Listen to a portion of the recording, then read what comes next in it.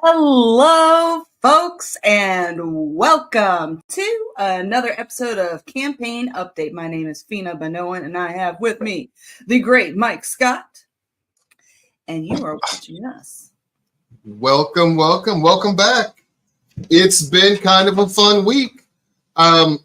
Before we start, I just saw this, and this is terrible, and this is slightly off script. But the elephant in the room, we have to address the tragedy that was people using violence to get their way. And I just want to, oh no, that's the wrong one. My bad. Oh, that was Michelle from X. She said that was his dressing. I'm just making sure everyone remembers that being a victim of something horrific does not ennoble you. It doesn't make you noble. It doesn't make you a hero. Being involved in something tragic just means you were involved in something tragic. And that's assuming it wasn't staged somehow. So I don't know what's going on. I don't trust government, but I don't want to come off paranoid. But that picture was funny. I don't care who you are. Let me do that one more time. I liked that meme. I also liked I liked the 50 Cent one. I didn't see that one. You didn't see the 50 Cent one? Oh my gosh, we've got to find. All right. We got to find the 50 Cent. So do you remember 50 Cent Get Rich or Die Trying album? Yeah. Okay. So Many Men. Many men. Yeah. Wish Death Upon Me. Yeah. Right? So 50 Cent even went out that night on concert, and the meme is basically his album cover where it's like busted up, looking like bullet shots on glass on the body of 50 Cent, right? Uh-huh. With the head of Donald Trump on it. And even when 50 Cent was playing the other night, he had that up on his background. So it was pretty good. Oh, I gotta find that. That sounds all. I'm not looking for it now. I refuse to do it now, but I'm definitely gonna find it. So I do want to go ahead and say this. As libertarians, we do not condone the initiation of force or fraud to achieve political goals. Thank you. We do not force, fraud, violence, none of it. But if you're going to employ that type of violence, my God, man, that wasn't easy. I could have made that shot, and I'm a terrible shot. I'm just saying he should practice more, damn it. Well, I mean, I guess he can't practice center more. mass. You know, why didn't he go for center mass? That's usually what most folks do. But anyways, that's not the topic today. Today's topic is healthcare. But before we get into that, I have a special video. This is my little portion where I call it Liberty on the Road. So I'm gonna pull it up on there. Allow me a moment to speak. I am running for U.S. Senate to represent you, the people of Florida, in the U.S. Congress. And I honestly cannot think. Hold on. That's from last night. This is from last night. This is from Jasper, Florida. And this is at the VFW. So please give me a little bit of grace. I'd had 2 hours of sleep. My husband was so kind to drive us out there, but I think I did a pretty good job. Anytime someone comes on afterwards and was like, I'm not a public speaker, I feel like, I must have sounded professional then. So this is a great one for folks that have been waiting for me to speak without notes because you've only seen me speak one time. Here we go. Anything better to send the U.S. Congress, or excuse me, the U.S. Senate specifically, the U.S. Senate right now, than a libertarian, native-born, Florida veteran, patriotic woman to serve in the U.S. Senate, someone that's going to put the people's priorities ahead of any political party's needs. I do want to apologize. I was running a little bit late, and we're coming from Jacksonville. I need to thank my husband for driving out here. He's in the audience. Thank you, Dean. And a little bit about me. I was born here in Florida, in Sarasota. I've got a lot of family that was born and raised here in Florida. Now, I didn't get to stay here in Florida my whole life. I was kidnapped a true Florida girl style and taken into the mountains of North Carolina where I was raised. And from there, I joined the military, and I spent 10 years in the Navy. In those years, I was a computer programmer for the weapons system. I was also a community relations coordinator in many foreign countries like Ukraine, which is like a big hot button for most people right now, right? Also Georgia, Denmark, Italy, Spain, Greece. I've been around the world, and you know what I see? I see the same problems everywhere. I see that there's good people, that they want to help and they want to do good. They want to help. But the way that they're going about it, you're missing the most precious part of our country, of our future, and that's our children. So I've been working my entire life to run for office, to serve the people. I grew up very poor. My mother was a waitress. She made $2.13 an hour. And she was denied food stamps with 3 kids, single mother, denied food stamps because she smoked marijuana. That's a problem. That's punishing our children. I also watch the injustices of the criminal justice system as they punish the poor and force them into and coerce them into plea bargaining system. And folks, I'm a libertarian, so I'm not a Republican or a Democrat.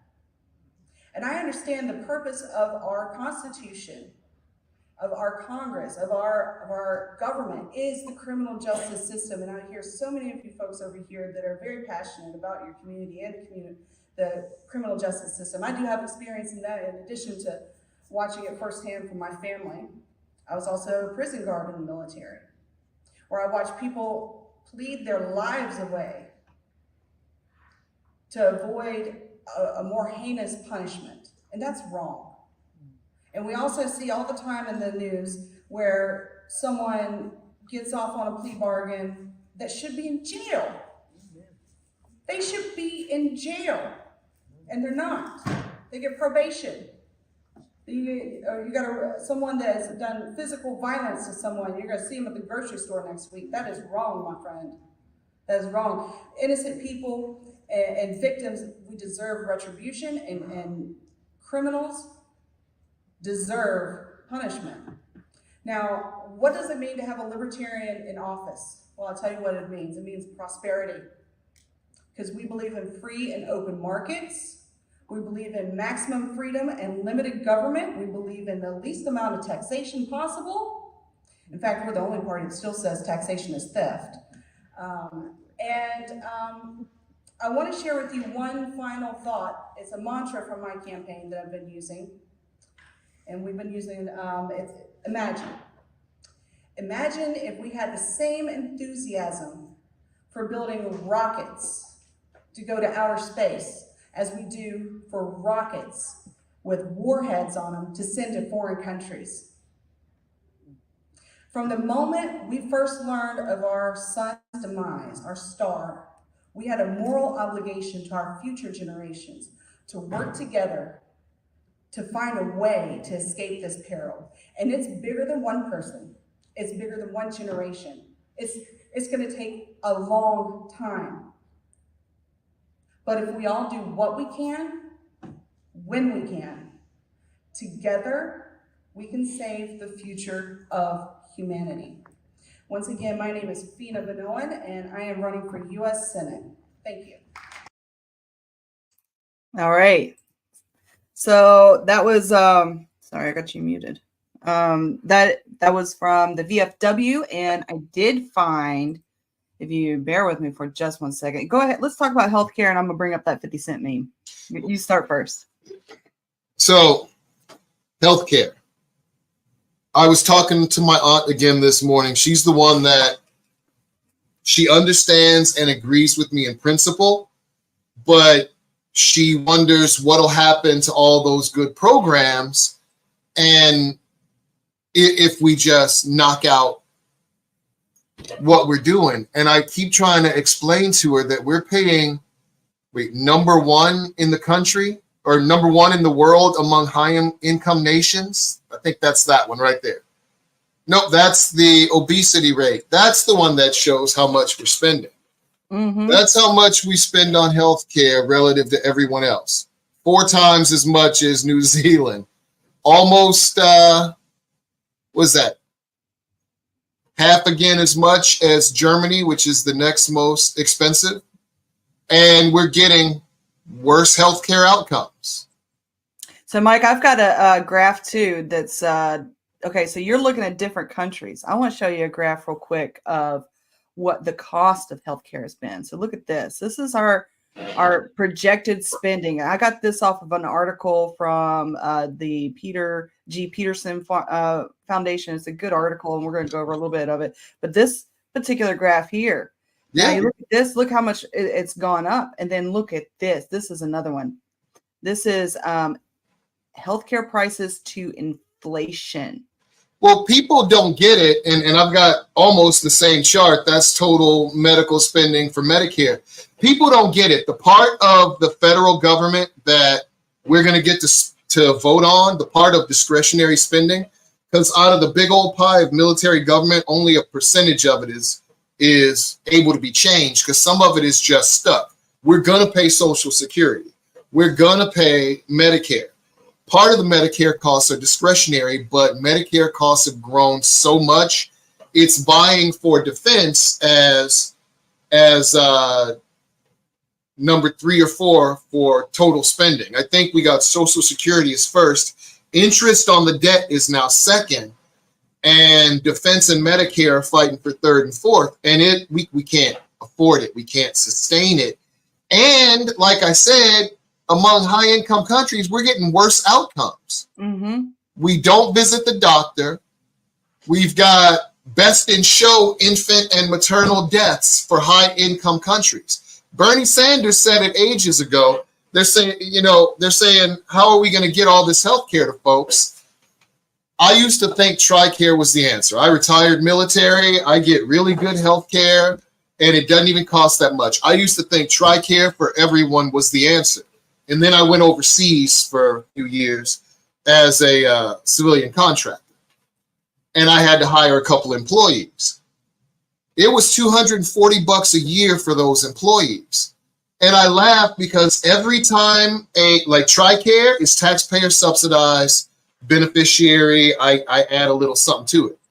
Maryland's Medicare or Maryland's version of healthcare works about the same way. It is taxpayer subsidized, only they do a total cost for healthcare model where all of their spending goes through, and your budget is your budget, and they have a single payer, and they go through into the community and they talk about food and managing conditions, and they try to get rid of some of the conditions that lead to it because their budget's here, and if they can prevent if they can prevent disease and they can stop people from using it, they get more profit. So if they have a rush on the clinics, they don't make as much because everybody's using them, if that makes sense. It's a total cost for healthcare model, but it's still single payer. Whenever the government has to do this crap, they choose a single payer model. So here's an reasons why it's so expensive. One of the things they say is administrative waste and the insurance provider pay system. And consolidation of hospitals lead to a lack of competition or even a monopoly, granting providers the opportunity price increase. And of course, technology always costs them more. But let's look at this. Oh my gosh. Rick Scott. That's my opponent. Buddy, you think I wasn't going to talk about healthcare and not bring up this about his company in 2003? The company agreed to pay $1.7 billion in what was then the largest healthcare fraud settlement in U.S. history.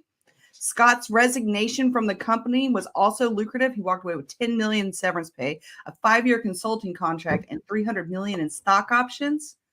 Let's see, what does it say here? According to the Miami Herald, federal investigators found that Scott took part in business practices at Columbia HCA that were later found to be illegal. Specifically, that Scott and other executives offered financial incentives to doctors in exchange for patient referrals in violation of federal law, according to lawsuits in the Justice Department filed in the company in 2021. And by the way, when he was questioned by the FBI and IRS, and this is all 100% your right to plead the fifth, but 75 times, my friend, 75 times. He sounds like a criminal. Yeah, and he's who I'm running against. He is who is in the U.S. Senate right now representing Florida. The bar has never been so low, my friends. I may not have earned your trust right now yet. Yeah. I'm trying to do that, but let me tell you what I haven't earned. I haven't earned your distrust. Well, I say the same thing because Angela also Brooks, I call her also bought. She's the county executive for the county I live in, and she's doing a terrible job. And Larry Hogan, who I call Lockdown Larry, locked down the state and mandated the jab for employees. Most of the Republicans I know don't support him. He's a problematic candidate. And none of the Democrats I know actually trust her.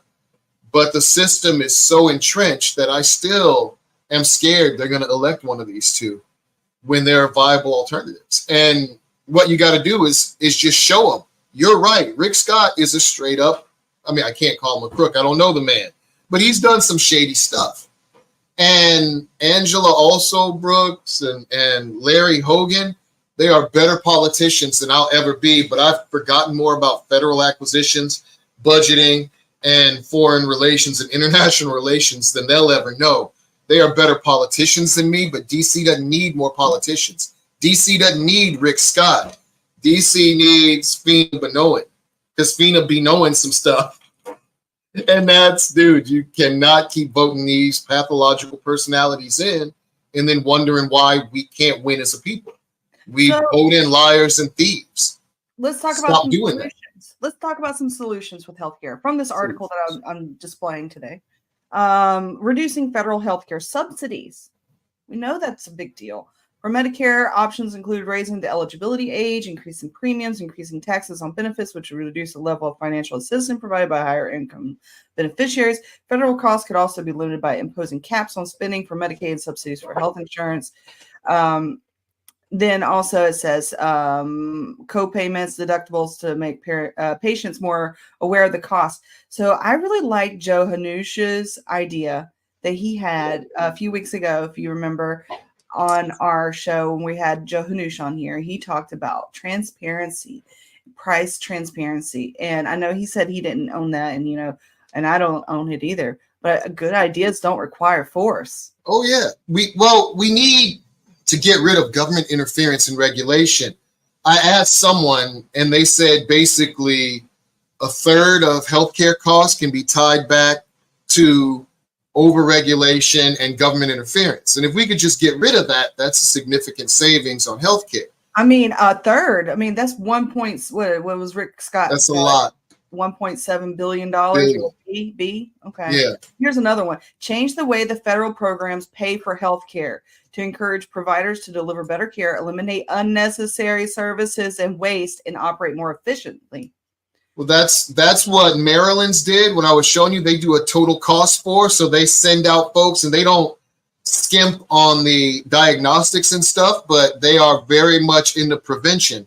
Because again, I think we're number one in obesity also, and that connects to other chronic conditions. And I have the chart for that somewhere on here too. Where is it? There you go. Not fat shaming, but the U.S. obesity rate is nearly double the average of wealthy nations. We are, there's a lot of places where we could improve and save money. I was up over 200 pounds. I was up over 300 pounds. I was 317.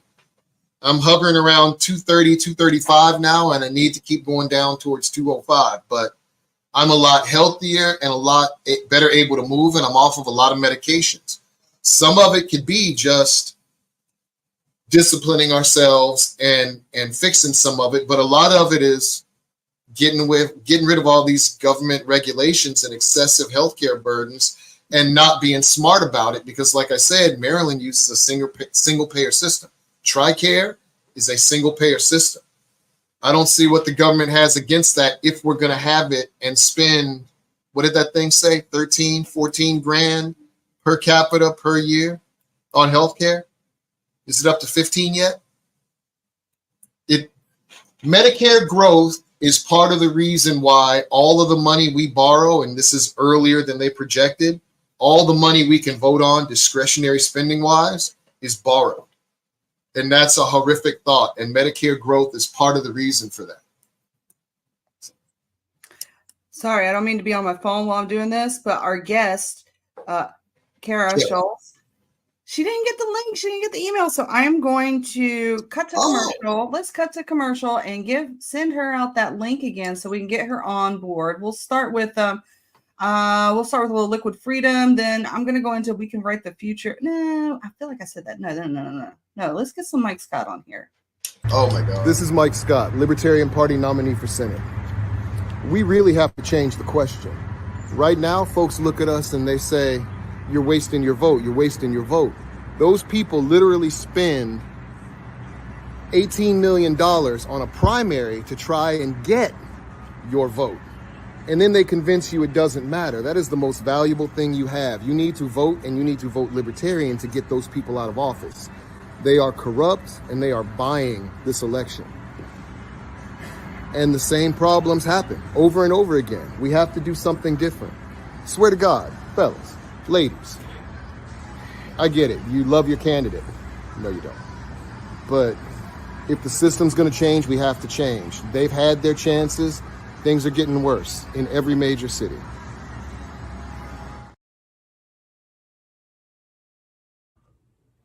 Mike Scott, Libertarian Party nominee for Senate for the great state of Maryland.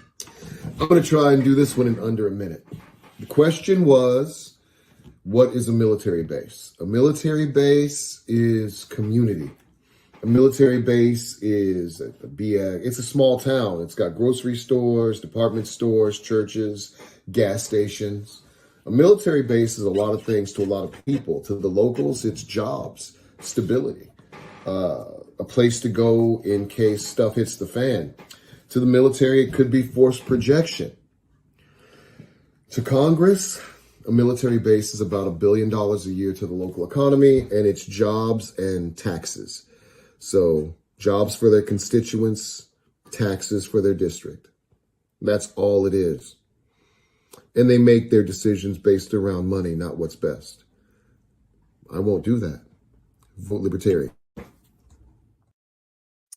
So I think what I want to play next, just to get a smooth intro from Ms. Cara, is we're going to play one of my favorite commercials from one of my favorite candidates we've had on so far, and I'm playing it now, and then we're coming into Cara. Montani Semper Liberi. Words that ring true in the hearts of every West Virginian. Mountaineers are always free.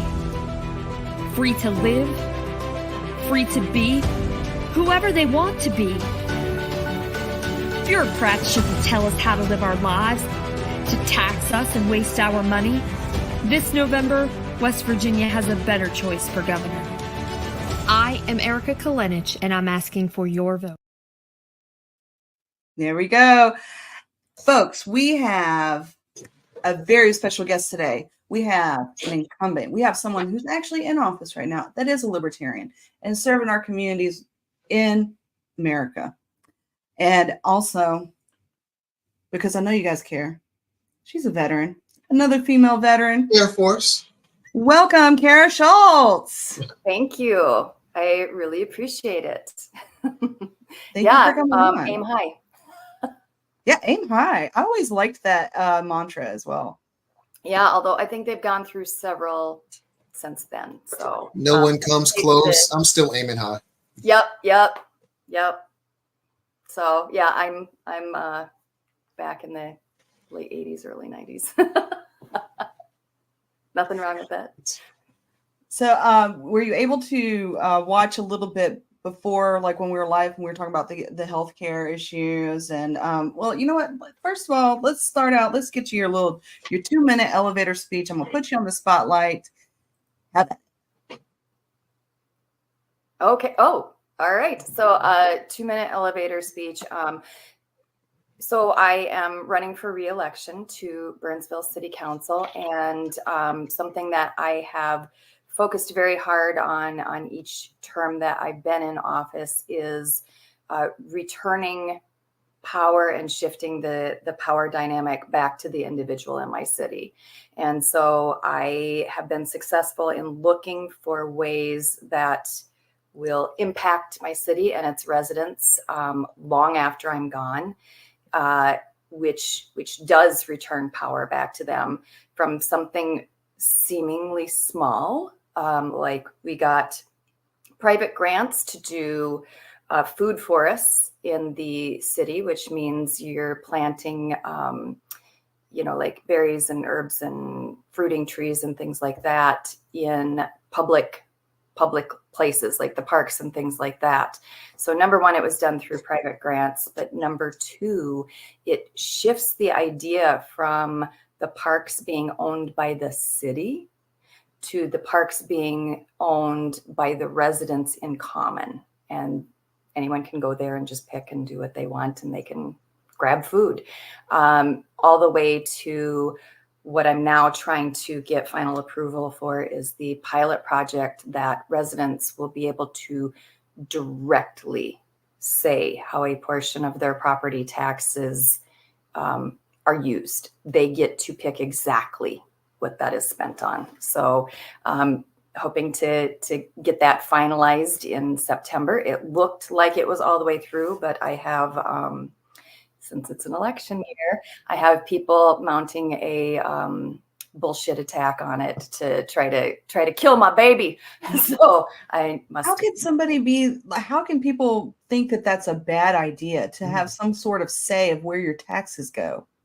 So they don't think it's a bad idea. What it is we have an element on the council who would like me to not be there anymore and is supporting a challenger. And so they would like to kill this project because they know it is popular. And so they don't want that to be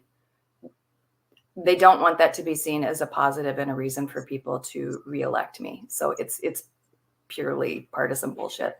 So it's just politics. That's how many terms have you served? So I have served 2 terms, and I'm going for a 3rd. That's good.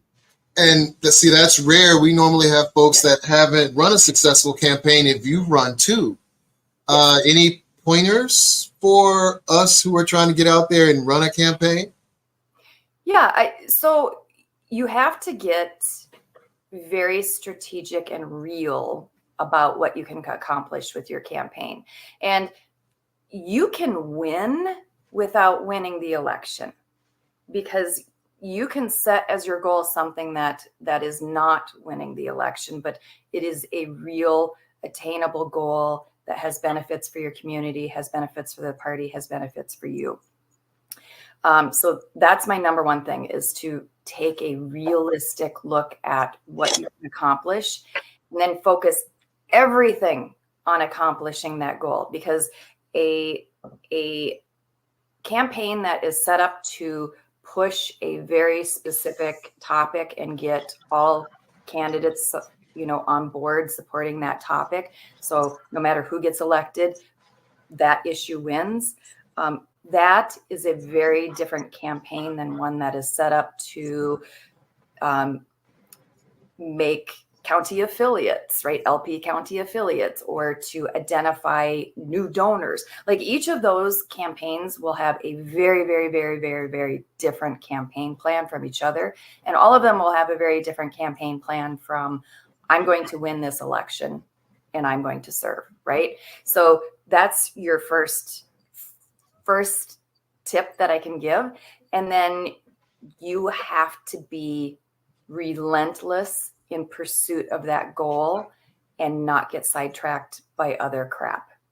Not get sidetracked by people saying, why aren't you doing this? Not get literally nothing. You have to go for it. And everything feeds into that. The first time I ran in 2014, I did not get elected, but I came really close to unseating the incumbent, which, incumbents get elected at a 90+% rate, right? So I was like, I smell blood in the water. So I wrote down everything that for my particular campaign, I would have done differently. Things I liked that I did that were successful, things I should have done earlier, things that were time wasters. And so 2 years later, when I was ready to run again, it's 4-year terms, but it's, 2 are up for election, then 2 are up for election. I had my campaign plan ready.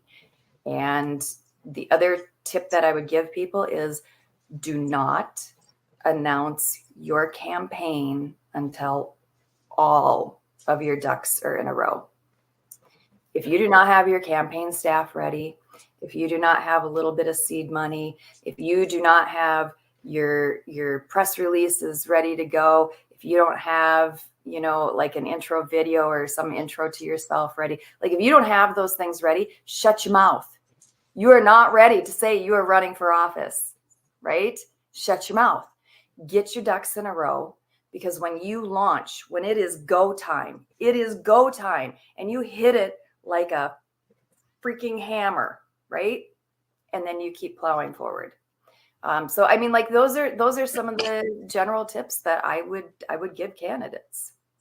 So, Cara, we had a conversation probably, I think maybe almost 4 years ago now. And it was a long conversation, but I felt really special because I know that you were doing a lot of candidate training back then, back before 2020. I know it seems like we didn't do that, but we did. We did do it. And I'd missed out on that. Like what our chair says. We did. We did. And I remember you showed me all the resources that the Libertarian Party does have already. It's not like we're reinventing the wheel. We don't come to the Libertarian Party to be on our own and do our own thing and be stranded and without any kind of structure behind us. We come to the Libertarian Party because there is structure already there, or else we'd run as an independent with libertarian principles and policies. Yeah. But there is a foundation there. And you were very essential to creating that foundation and making it navigatable to all kinds of candidates. And I remember when I talked to you, I was running in a two-way race in Hawaii. Yes. And I was running against a pretty infamous incumbent. I was running against Tulsi Gabbard's dad. And I think 30% of the vote is pretty good in a place like Hawaii that is solid Democrat. Oh yeah. And what you were saying earlier about like take what you learned from the previous campaign and bring it on to the next one. I couldn't really do that because I ran a different type of campaign.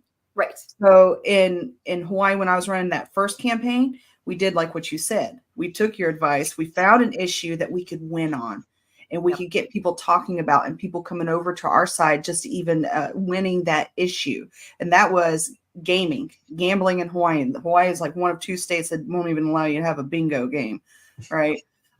So people got on board. And that legislation session right afterwards, they were talking about putting out casinos and whatnot. Of course, they messed it up.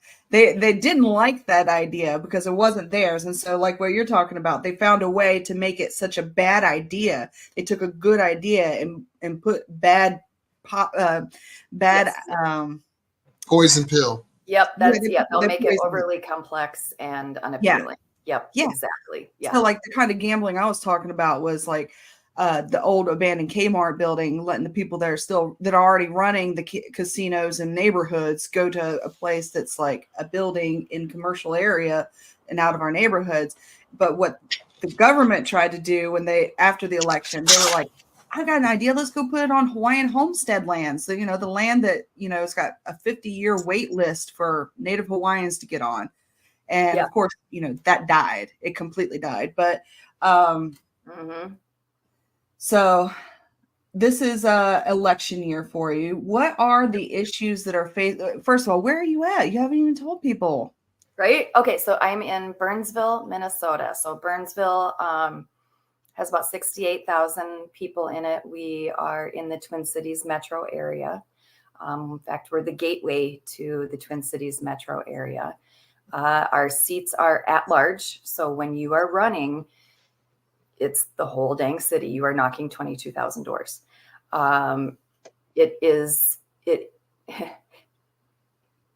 It's larger than if I would run for either a state rep or state Senate seat. Wow. So And we are a council with 4 council members, 1 mayor, and it's a weak mayor system. So she is just like the other city council members. There's not really anything extra that she can do, or, you know, that kind of thing. But yeah, I'm always, unfortunately, in the presidential years. So I get all of the fun of door knocking in a presidential year. Yeah, it's good times. It's good times for that. You know, you'll get asked questions like, what's your stance on abortion? And I'm like, well, I promise we won't, you know, do any in city council. Right? I mean, or like, you know, I'm like, well, I don't even have a uterus anymore. So like, I'm out of business for abortion. So, you know, I don't know what you want from me. They ask you questions that you have no earthly way of impacting, even if you get in office and they want to not vote for you because I love that. It's hilarious. Yeah. And, you know, or they're trying to figure out, you know, they're like, are you a Republican or a Democrat? And I'm like, hell no. And it's a nonpartisan race. And I'm like, no. Although it's 68,000 people, but pretty much everyone here knows I'm a libertarian, because about 1/3 of the articles that come out, and Libertarian Council member Cara Schulz, and they never put party affiliation for any of the other council members, even though they do have a party affiliation. So like everyone knows, but officially it's nonpartisan. And so when you're at the door, people will be like, oh, well then, who are you voting for? You know? And I was like, well, I'm voting for Gary Johnson, or I'm voting for George Jorgensen. And then they're just like, oh God, whatever. I'm just trying to find out if you're a Republican or a Democrat. I'm like, and I'm telling you, I'm not. Yeah. I'm not. I love those And arguments. they shouldn't be either, darn it. They should not be Republicans or Democrats either. Yes. You know, and if I get that, well, you're going to throw your vote away. And I'm like, it's mine to throw. Just like it's yours to do what you wish with. And I would love for you to vote for me. Wow. So, I get yelled at because I compare Obama and Trump all the time. And I say, by all the measures that I count, they did about the same job. They borrowed trillions. They bombed Yemen, supported Israel, didn't close Gitmo, you know, just Yeah. Obama actually did a little better because Trump banned bump stocks and Obama let you carry weapons in national parks, I believe. So, which one's the Liberty president? Neither. Yeah, exactly. Yeah. So, you know, the challenge is when you're a local candidate is to keep the conversation onto, you know, especially when you're at the door or that type of thing, keeping the conversation onto the issues that local government deals with, which is drink, drive, flush, right? Like local government is all about like wanting you to be able to drive home safely from your job and go home and poop. Like that's our job in a nutshell, right? Drink, drive, flush. And so that's a little more challenging because although local government affects people's daily lives more than any other level of government, people have a hard time thinking about it in that discourse because it's not something people learn about, you know, when you're in school, in the media, all that kind of stuff. No one is really talking about local issues most of the time.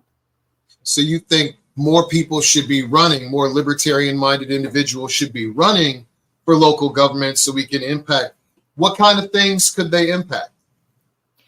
All kinds of things. I mean, local governments can impact things all the way from can you leave your garbage can out? Or do you have to build a fence around it? Like, I mean, like every little thing in your life, local government is into. One of the main taxing authorities you're going to come up with against is going to be your local government, whether that's property tax or sales tax or you know, like a transit tax or, you know, I mean, there's like a long list of them, right? Mm-hmm. And you can more easily affect those tax rates than you can at the state and federal level, right? You know, it's what your city's going to look like. Does your city have a ban on the color of paint you can paint your house? Do they charge you a fee for being able to have a water meter in your house or apartment, which you are legally mandated to have? The list just goes on and on and on. Those are all areas that libertarians can make a huge impact in. And if you do make a huge impact in that, they're more willing to vote for libertarians up ticket. Like it's no longer an unknown. When I was first elected, there was a lot of pearl clutching. Oh my God, is the libertarian elected? Like, what the hell is going to happen to our city now? Right. Oh my gosh. Yeah, I know. It was like people are getting the vapors, right? She's going to come in and demand we dissolve the government. Not on day one. I mean, let's be real. Not on day one.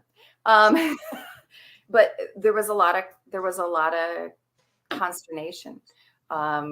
Also, I was not part of like the local political class. Like the Chamber of Commerce hated me. They like the guy that was in charge of it wrote this big long thing about how I was an idiot. It was just so people really wondered, like, what does it look like when a libertarian serves? And I've tried very hard, and I've been earning trust, amongst city staff and my fellow council members and my residents. And that has been gratifying to see. And then to do a test in the last election, we had a libertarian run. I told him, do not do anything. Literally do not do anything. I don't want to see a yard sign. I don't want to see a social media post. I don't want to see anything at all from you. Just put your name on the ballot. And then in the questionnaire that they put in the paper, say that you're a libertarian. That is it. Because what I wanted to test was, does my city, now that I've been serving in it, has the libertarian base grown? Because we know it's usually like 1% to 3%, right? Like that's, depending, right? So just on libertarian, well, okay, he got 9%. Yes, the base has grown. Okay, has it grown huge? No, Yeah. but like he didn't even campaign. No, that's actually huge, from 1% to 3%, maybe 5% at most, to almost 10%. And with a paper-only campaign, that's actually significant. Like seriously significant. Yeah. He could have got 30, 35 if he would have put some oomph into it, possibly.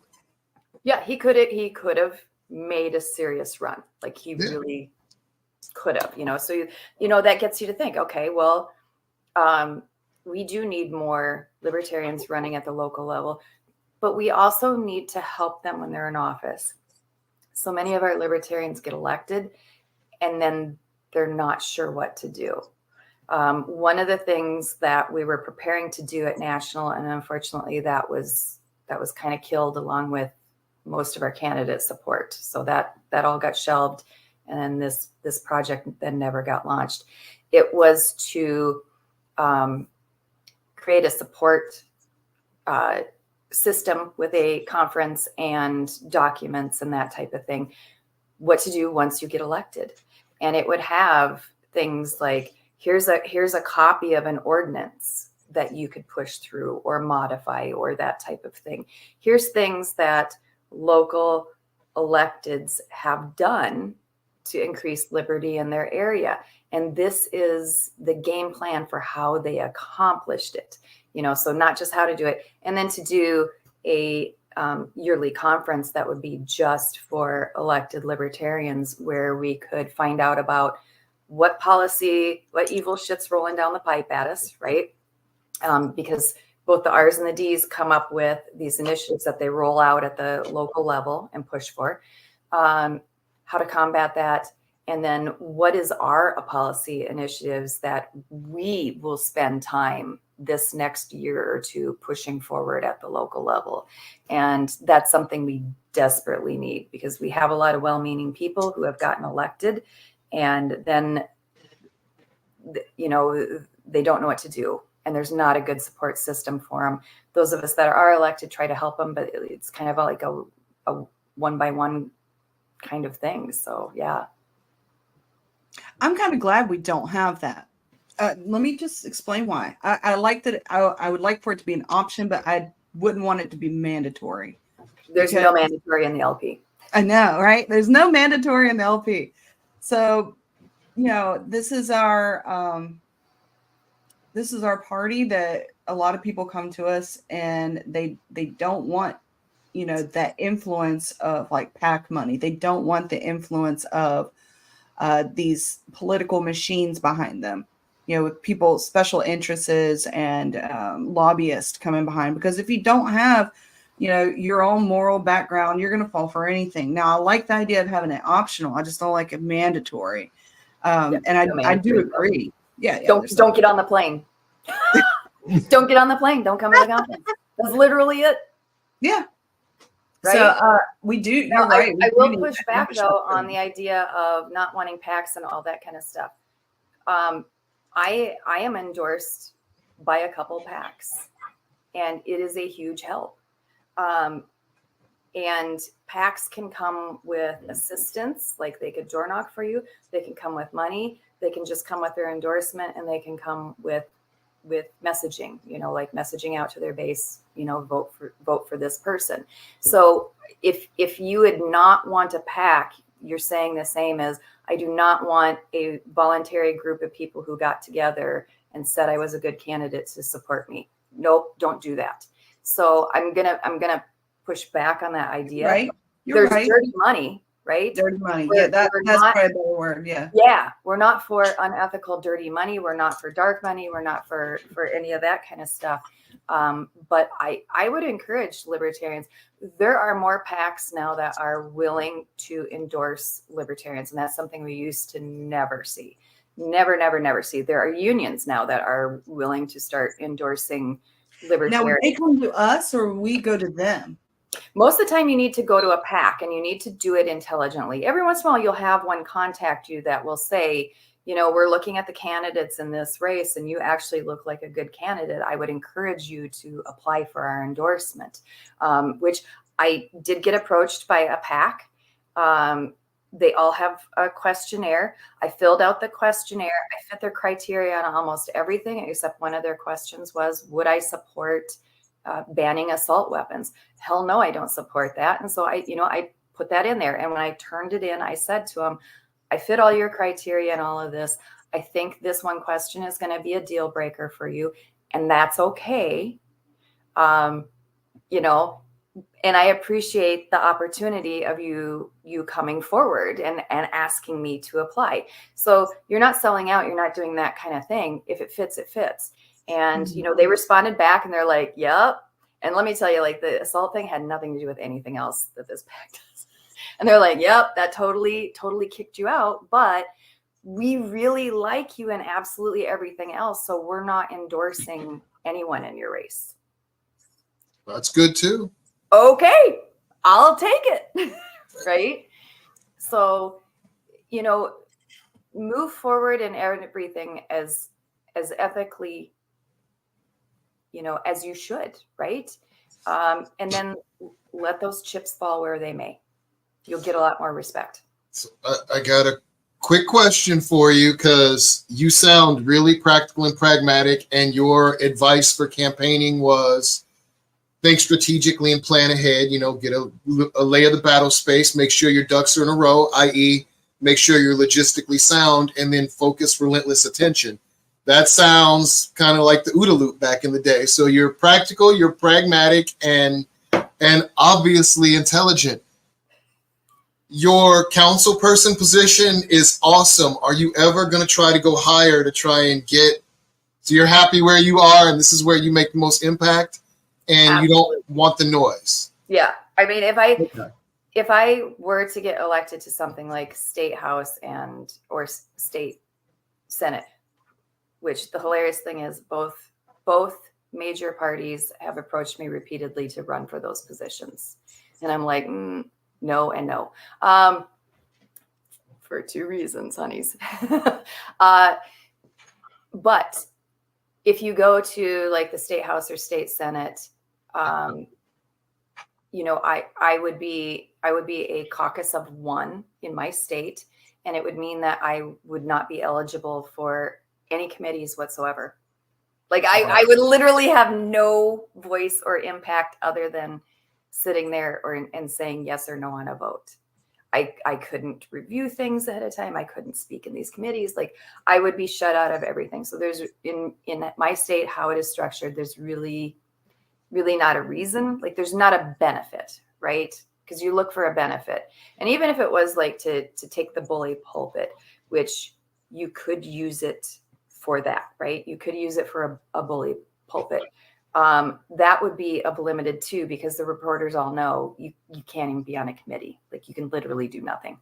I can get quite a bit done in Burnsville. And then here's the other thing.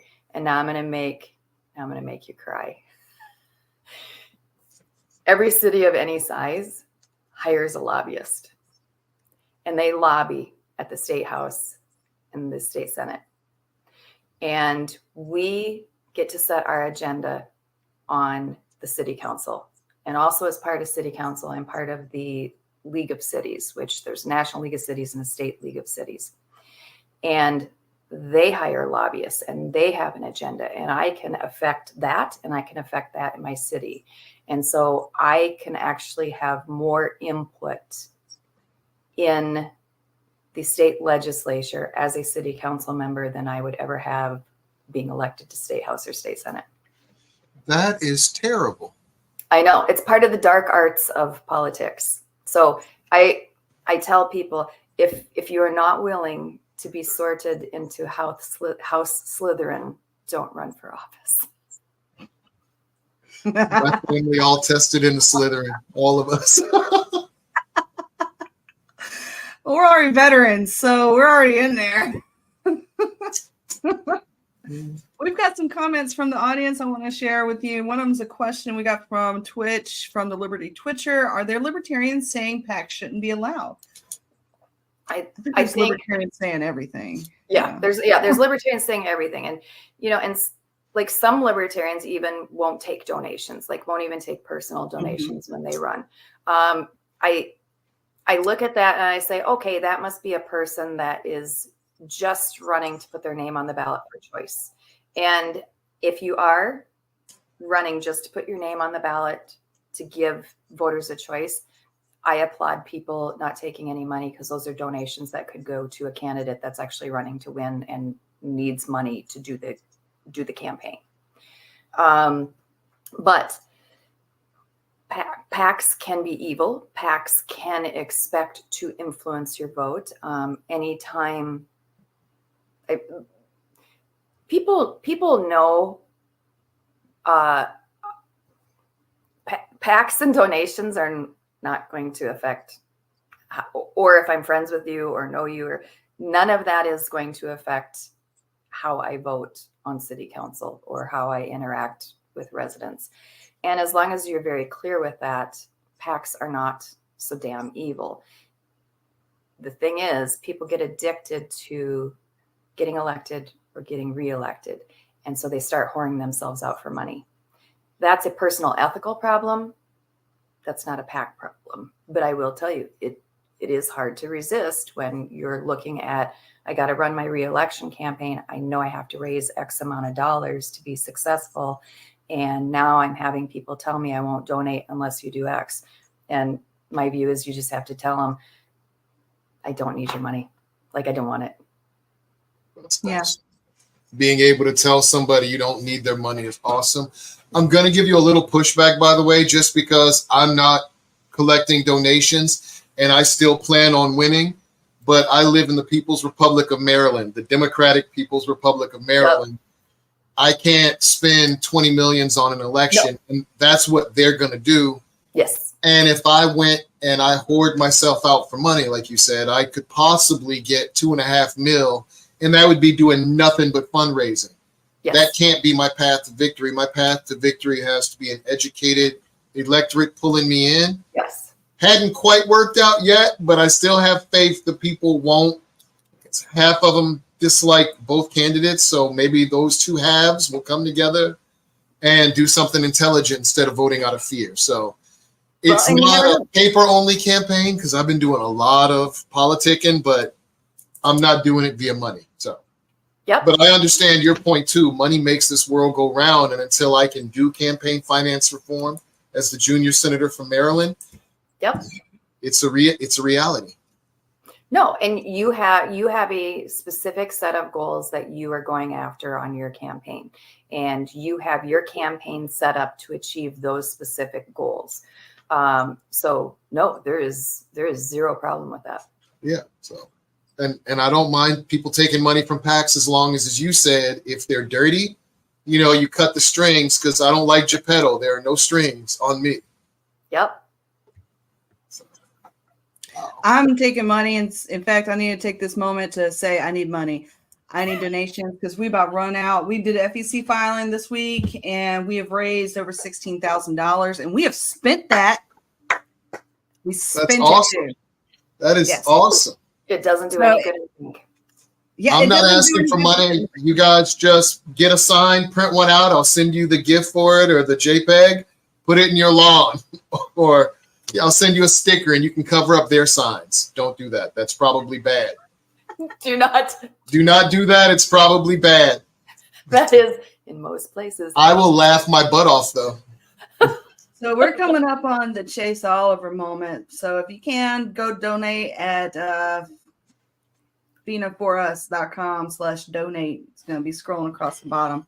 But I'll just get to that later. We need to show Cara's website. Cara's website coming up right here. Cara Schulz for City Council. Go check that out. She's got some issues on there, shifting the power back to the residents. And she also has endorsements. And this is that PAC endorsement she was talking about. Yeah. So I have another one that I'll be able to announce. I love your energy. I love your energy. I love your platform. And I like how knowledgeable, and I mean, you are just awesome. So I'm happy you're running again, and I know you're going to win. So y'all vote Cara Schulz if you're in the Twin Cities area. All right, we're running over. We'll give you 2 minutes before you go. If you want to say anything, if you don't want to say anything, we can go. Let's go. Yeah, absolutely. So, I really do encourage people to run for election. And there is an advantage that libertarians have right now, and it is a very narrow window of disadvantage that we have. There is a organization called goodparty.org. And what they have is a suite of AI services specifically to help you run your campaign. And the AI services are actually very decent. You can fill out your information in like 3 to 5 minutes, and it will come up with a campaign plan for you. It will have L2 data for you. It will have like pretty much everything you can think of to run your campaign. And I will tell you that candidates who are having difficulty finding that starting place and coming up with their initiatives and how to word it and all that kind of stuff and make a website, this is a godsend. And if you have not, as a candidate, invested your time into data and AI that can be a force multiplier for you, do that immediately. Start doing that now, because we're going to have this narrow window where we can have an advantage. That is an advantage that the R's and the D's don't really have right now. And goodparty.org will not work with R's and D's. They will only work with emerging parties.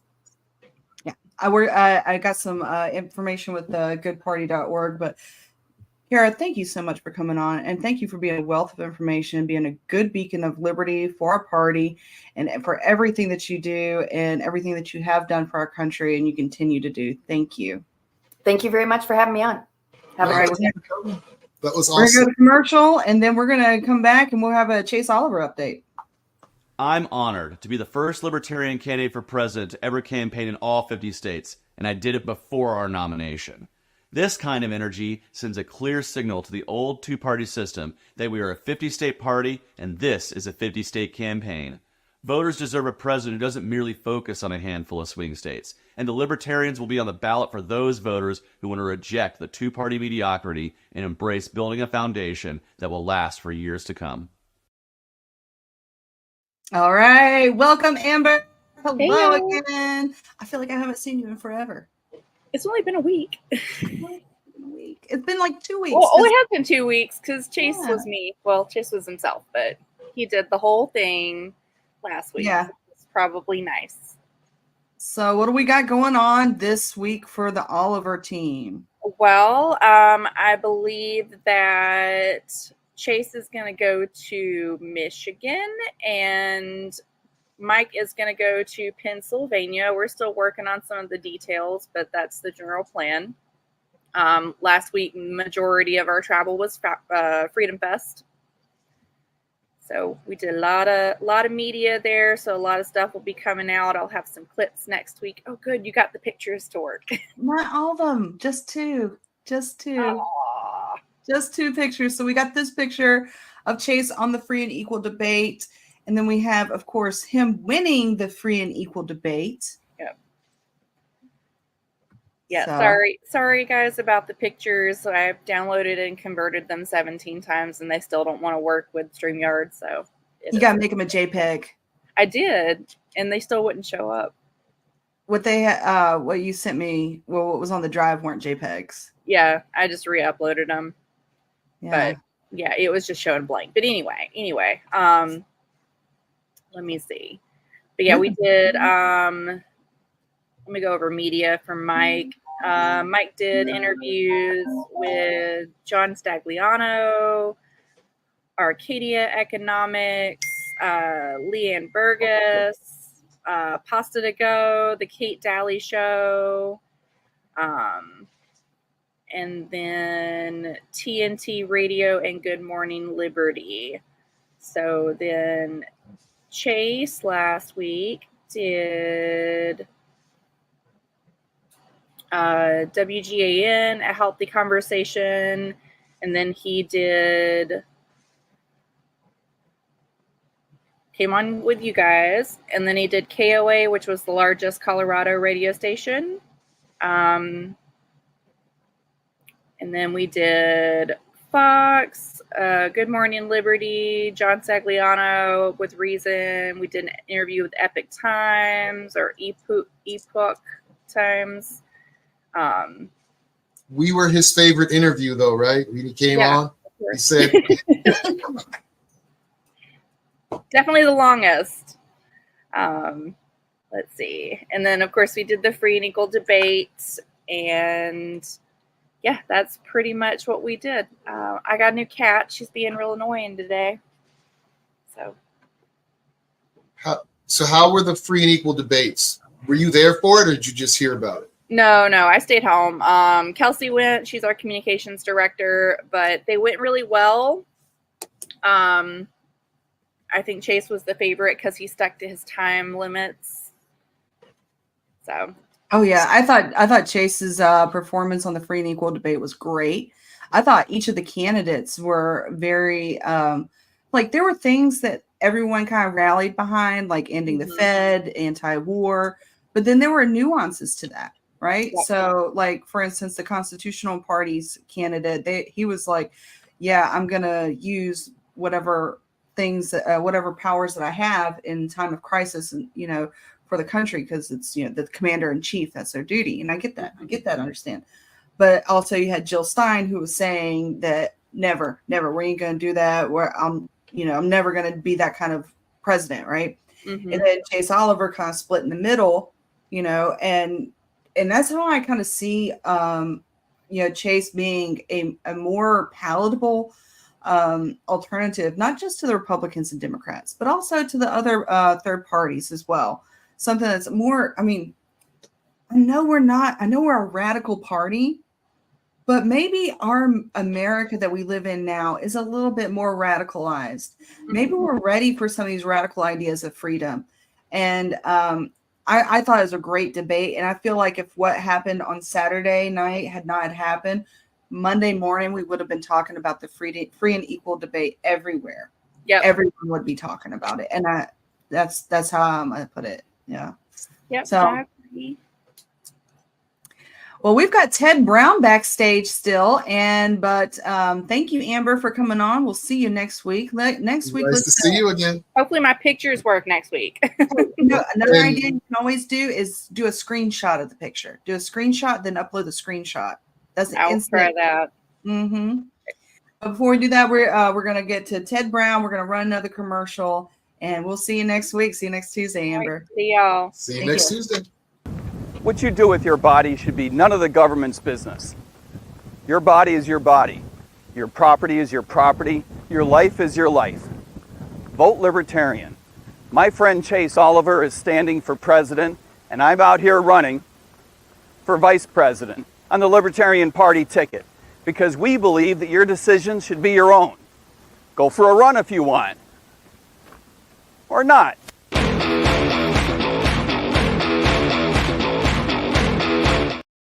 All right, folks, we're back, and we've got Ted Brown from the Lone Star State of Texas. Welcome, Ted Brown. Hello. U.S. Senate nominee. Hi there, Feena and Mike. Thanks for having me on. Thank you for coming on. So you're running for U.S. Senate. I'm gonna put the spotlight on you, and I want you to give your nice little 2-minute elevator speech to the camera. Go for it. Well, I'm running in Texas for U.S. Senate, which is the second biggest race in the country after president, where we have a Libertarian on the ballot. And I think, Feena, your race is third in that regard. I'm running against Ted Cruz, the Republican incumbent, and Colin Allred, the Democratic candidate. And I'm the only third party on the ballot. So there's just three of us running.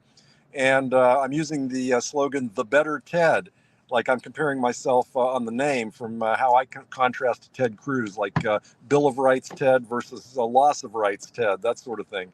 And Ted Cruz is very personally unpopular. People just don't like the guy. But there's unfortunately all the tribal voting and all. So I'm really the only candidate that believes, as libertarians do, in personal freedom, economic freedom, and a non-interventionist foreign policy. And I'm trying to get my views out there as much as possible.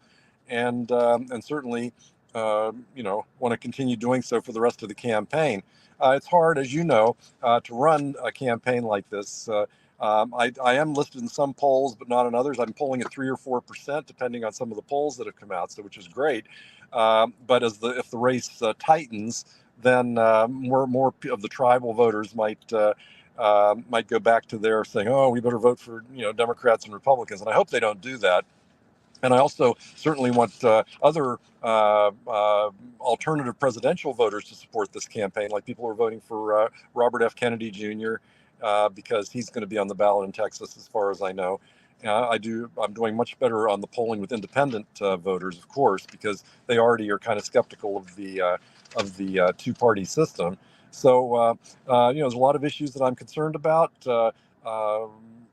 Obviously, the economic issues, like the national debt is unsustainable, and the only way to really deal with that is to cut spending severely. And of course, nobody wants to do that in the other parties. In Texas, it seems like immigrants are very unpopular. I'm pointing out how they are very important to this country and are a good thing for this country. And obviously, the war on drugs is still an issue. There's issues involving education, healthcare, foreign policy. There's just so many things to talk about. So, feel free to ask me about any issues that you'd like to talk about. Oh, well, I'm going to. I joined the party 2012, 2016, and I thought I've been around a long time. I think Ted Brown joined the party in 79, 80, that time frame. So you're an old school libertarian. How has the party changed? That's kind of, I just want a little history. How has it changed in those years? Or has it?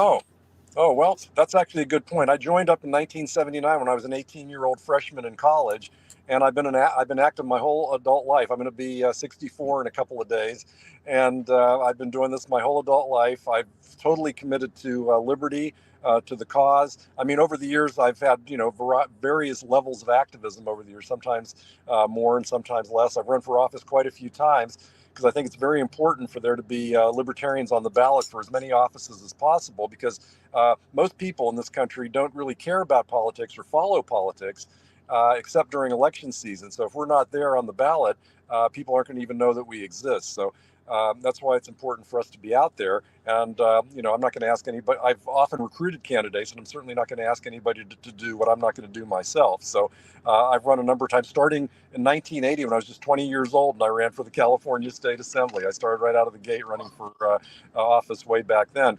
But the way the party has changed, it's like now when I joined up, it's really funny. It's like it seemed like it was a bunch of engineers that were followers of Ayn Rand were the main party members at that time. So they usually often came in from the right, from the Republican Party. And they said that libertarians were like conservatives that want to smoke pot. That was how and some people still refer to the party that way. Now, me, on the other hand, I'm a leftist peacenik that believes in the free market. So I came in from the other direction.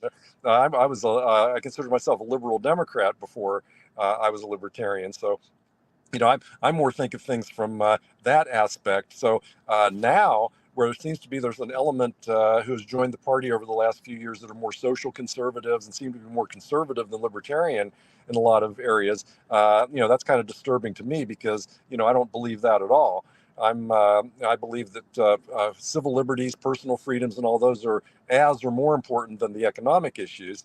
And so, because if libertarians aren't going to stand up for people who are being abused by government, even a minority of one who's just being put to by government bureaucrats, then what are we good for? We've got to stand up for individuals that are being attacked by the state. And that's the one thing that really drives me is, the thing really, government, obviously they tax me a lot and everything, and I hate paying that, but what really, whatever, I can pay it. But I really hate it when someone is not allowed to work their chosen occupation, if they can't open a store, if, their families are being abused by government bureaucrats, anything like that is what really gets my dander up. So I like to, focus on those kind of issues as well for the campaign and for my general activism. Yeah, I agree. When you said allowing people to work that, want to work, the government getting involved and putting, barriers. And I was thinking about, and it's definitely been out since COVID, right? But I remember them trying to put licensing on people to braid hair. Uh-huh. And this is an obvious free market solution. You either can braid hair or you cannot. And Yes. if you're not going to go try to get paid to braid hair if you can't braid hair nice, because they are not going to pay you. They will not pay you to braid hair.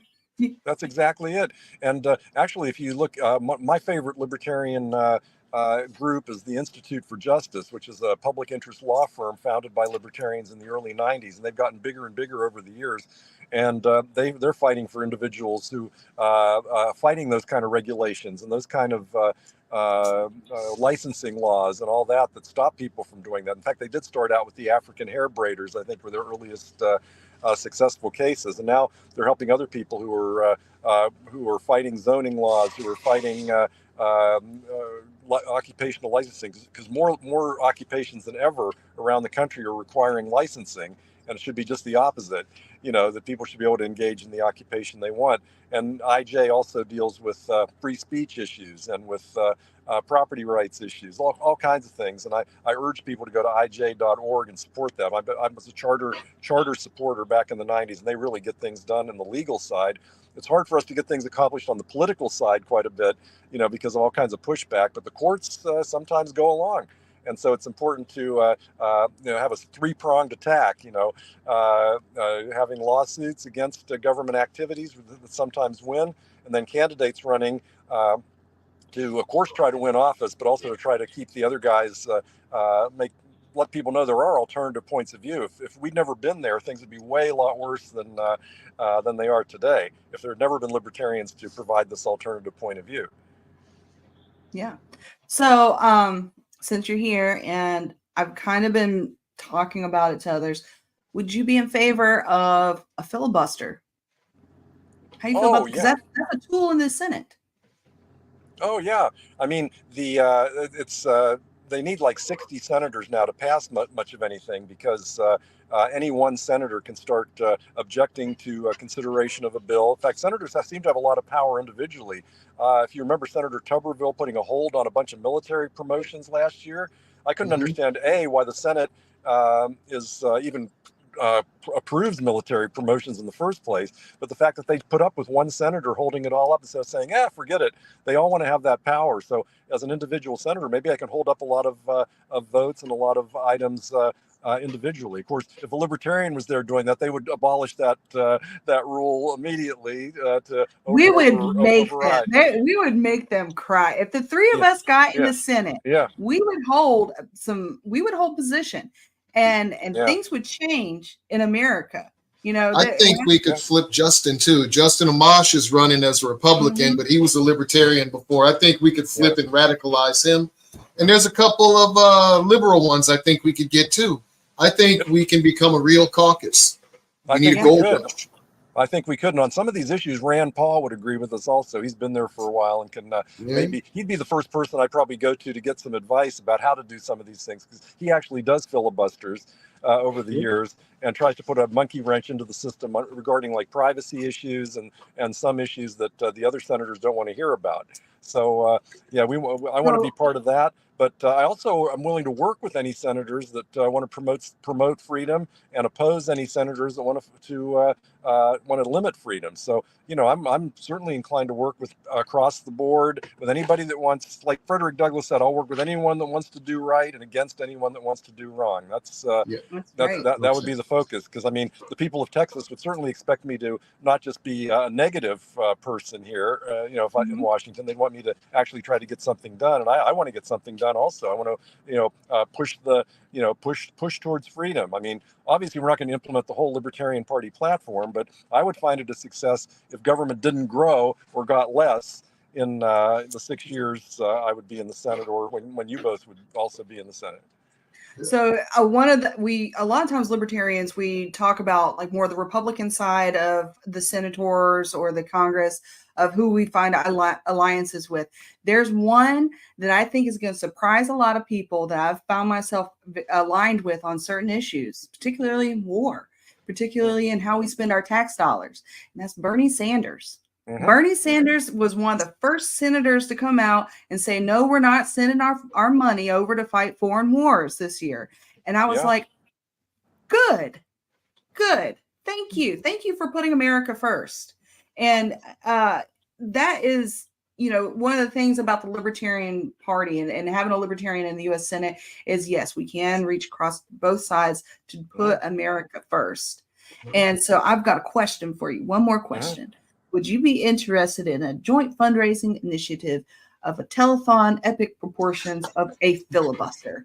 I really want to get as many Libertarian U.S. Senate candidates, because that's where the filibuster happens, together to show that we can use the same tools and weapons and wield them just as good, if not better, than what we have right now.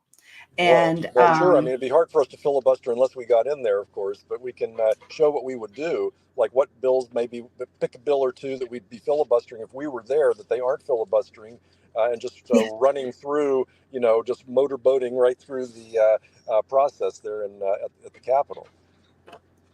So the longest filibuster on record was over almost, I think, over 24 hours is Strom Thunberg.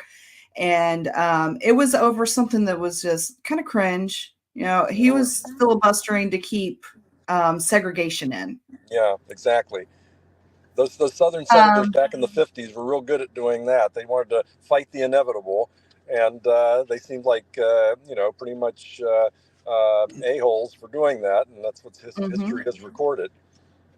So, and you mentioned earlier, Rand Paul, he is the most recent senator to use it. And his lengthy one was, I think, 8 hours long, something like that. And he had to stop because nature called. Of course, I mean, there is limitations, human limitations. But when you think about the grand scope of filibustering isn't just about getting up on the pulpit and taking up the time. It's delay tactics. And If anyone has ever been to a national convention, a libertarian national convention, oh, bro, we got it. We got that in spades. Oh yeah, there's a lot of experience in delaying business. Of course, I always try to vote at our conventions to speed business along, but that's because we're a private organization actually trying to accomplish anything. If we're in at the Capitol where we want to stop them from accomplishing much of anything, then of course those techniques are very worth using. So I can see what you mean about that. We can even get some training for some of the best people who delay tactics at our conventions and have them give us advice. We might be irritated with them normally, but hey, sometimes you have a need for that. Oh, it's hilarious. I'm to the point where the first day of convention, and I think you're an old salt, the first day of convention is almost a wash, and it's because of filibustering techniques. And the reason why, and this is something I've tried to tell folks that are kind of newer to the party, newer to going to the conventions even, this is because they're waiting for their friends to get off the plane and get to the hotel so they can get on the floor too. They're waiting to assemble, it's the delay tactics. And the issue is, there's people like me, they're like, well, the first day is all going to be wasted, so might as well wait till the second day to come. So well, the party is run by those that show up, so it's important to be there from the opening gavel, just in case some sort of mischief is planned. And I think at our most recent at our recent convention, after some of the early votes on credentialing, it became apparent to some people that they weren't going to win what they wanted to win until they bust in a whole bunch of other people. So the second day, there was a lot more people there for some strange reason. So they had to call a friend. Well, I think there's people that probably don't even book a hotel room on the first day. They're like, I'm gonna save some money, you know. But let's talk more about your race. What is some more what's the pressing issue, your top three, if you will? If you don't have top three, I get it. I've got one: more freedom, less government. Right. So. Well, of course, I believe in that. In fact, that's what's even on my yard signs that I just got. It says the better TED, and then more freedom, less government at the bottom. But no, like I mentioned, I'm up on Ballotpedia now, and they asked me for my three top issues, and I was talking about the national debt and how it's unsustainable, and that we have to cut spending. You can't just cut. I love cutting taxes, but you can't do it. You can't reduce the deficit without cutting government spending. And as a libertarian, I want to massively cut government across the board. And they never cut government. Even Republicans don't cut government anymore. Not that they really ever did. It was always cutting the rate of increase. They have weird bookkeeping in Washington. They never actually have cutting the. That's funny. No, that's what they do. They cut the rate of increase instead of actually cutting spending. Like if it was 3%, they cut it down to 1.4% and say we just shrank government or shrank spending, blah, blah, blah %. And all they're doing is saying we're slower at it. Then the Democrats would say these vast cuts are going to kill people. That's the kind of thing you get from the Democratic side. These. It wasn't even a cut; it's gone up from the year before. And they say these cuts are going to kill people because they're going to be out in the street and starve or die or whatever the case may be. So we have to cut spending, and in every department, you can't leave anybody off. And even when Republicans even talked about cutting spending in the past, they always said, "Oh, except for the military." And of course, that's one of the biggest departments in government that if you can't, and they can't even show where they spend their money. It's missing. They've failed every audit they've ever had. Where's this money? There's suitcases full of cash that have just disappeared someplace. What was the big eye opener for America? I feel like on that issue right there was right before COVID. And I find the timing of this so convenient. Right before COVID, there was a big push for Storm Area 51. And what that to me as a libertarian that was a whole bunch of Americans realizing that the government has been taking our tax dollars and lying to us. They've been using it for things that they say that don't exist, but it clearly does. And it was a bunch of people getting together and they're saying, we want to see where our money's been spent. Yep, they do. And I've seen it. It's not that impressive. Oh, you mean Area 51? Yeah. Yeah, yeah. I'm not supposed to tell people that. Well, see, that's the thing. If whatever you saw is probably, there's a lot more to it than that, or they wouldn't let you see whatever the rest of it is, if there was anything else out there. But it's weird that, like, Hillary Clinton, of all people, seems to have some sort of fascination with UFOs, as we learned a few years ago. So maybe there is something going on around there that stimulated her interest. There's more going on than you can shake a stick at. And I didn't even know anything about UFOs, and the fact that it's come out now that a bunch are real. And I used to love UFOs, and I haven't jumped in and like went down that rabbit hole. Still a lot of stuff and disinformation out there. You can't really know what's real. So, watch Rogan. You can't.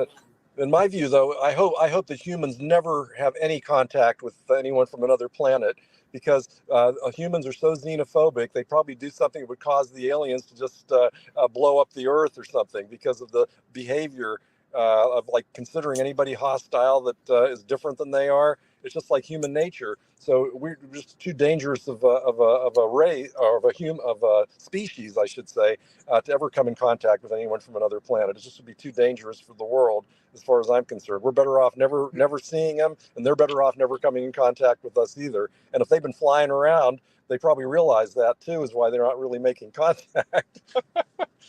And all the space junk. Who was that? I think it was Barack Obama, maybe, that said, why would an alien even want to come visit us? Our whole front and backyard is full of trash. And talking about our atmosphere.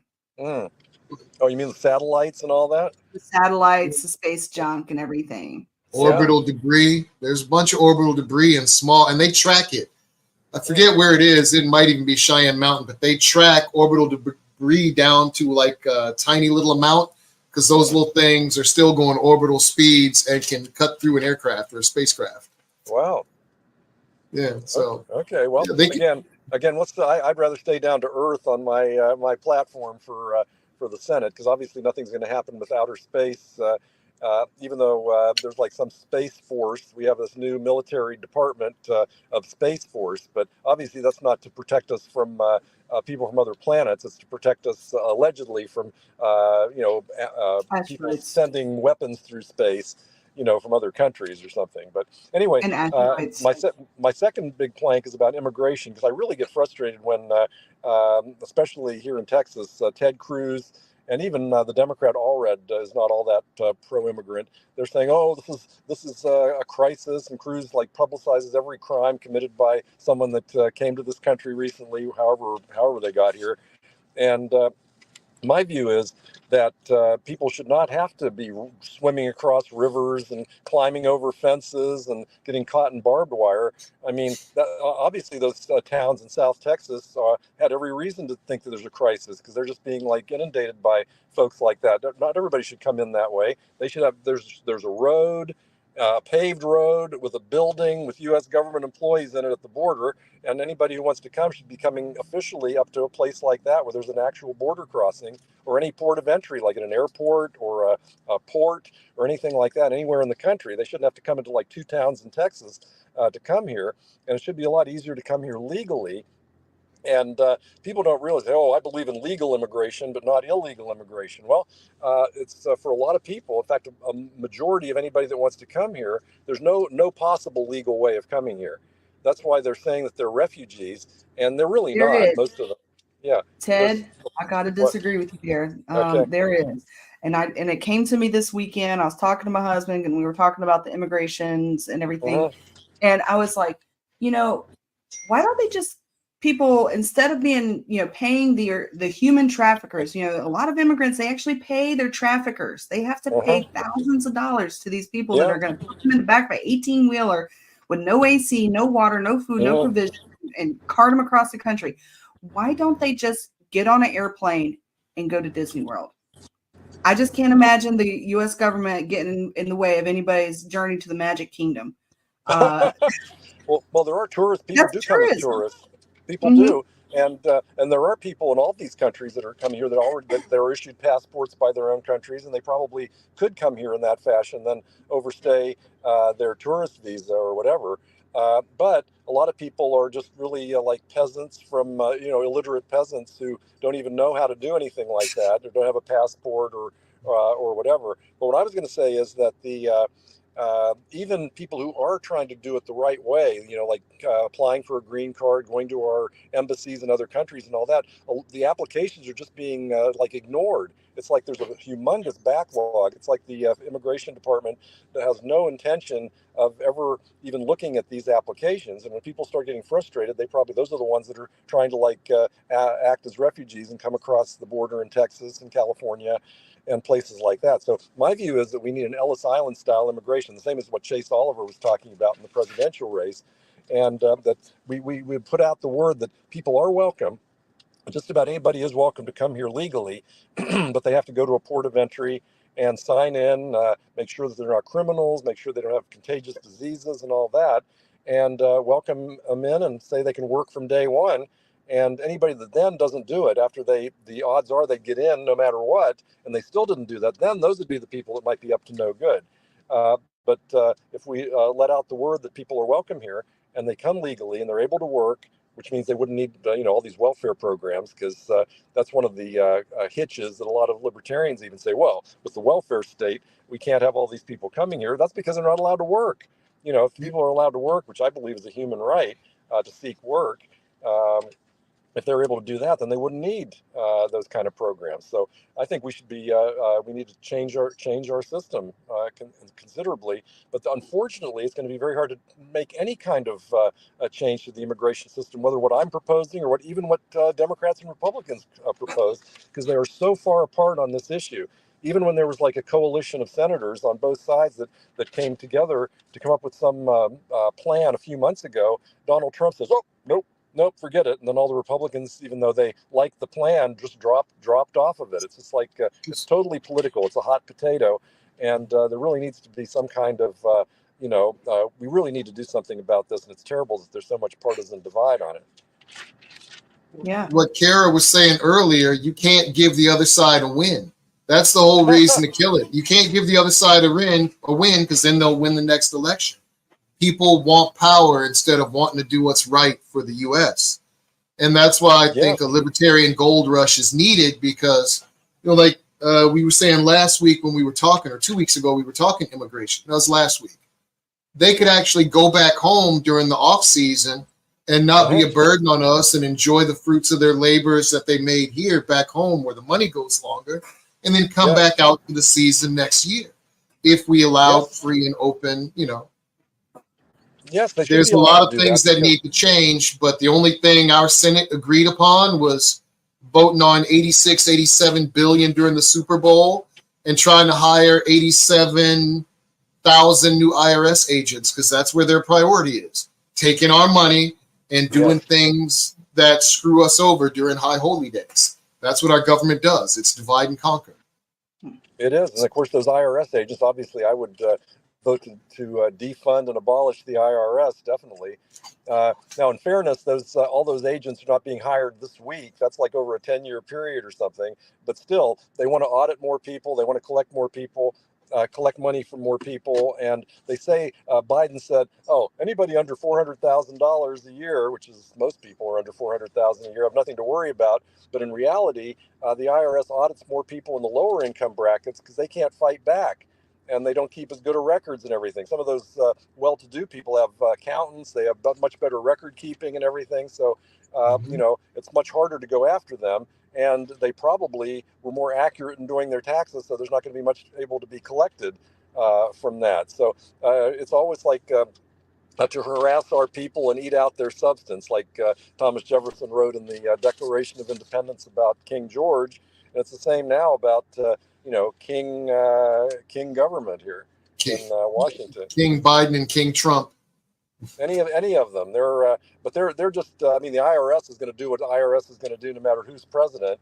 But if they have more people to do it, they'll do more, and they're going to keep trying to increase their influence. They can keep getting higher and higher budgets every year. So that's what bureaucrats do in all these departments. They try to justify their existence. So if they say, hey, we've collected an extra $50 billion, Congress say, wow, maybe we get another 87,000 agents to do that, even though they're probably losing money because probably one agent's collected that and the other 85,000 haven't collected anything. You know, it's probably a couple of guys that are just real good at it.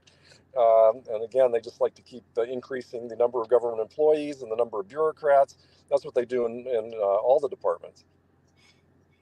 So, Ted, I'm going to show off your website real quick, and I think I got your website here. Yes, tedbrown.org.